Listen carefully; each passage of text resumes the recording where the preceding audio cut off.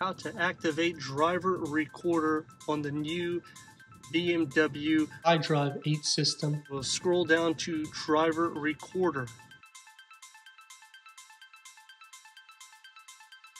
You can put this up to 30 seconds.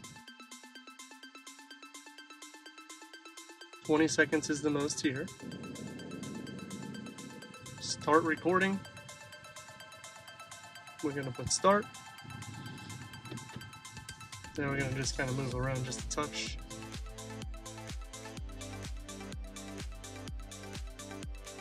Recording's going to end in 14 seconds.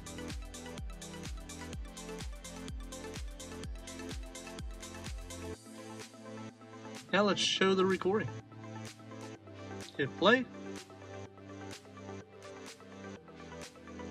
You can put it on the right, put it on any of the sides, so that way you can see every single thing, and it's recorded for 1 full minute. You can export it, so that way if you have an accident, you can give this to your insurance or the police. Thank you for watching. Stop by BMW of Wesley Chapel and talk to the Genius team for any questions.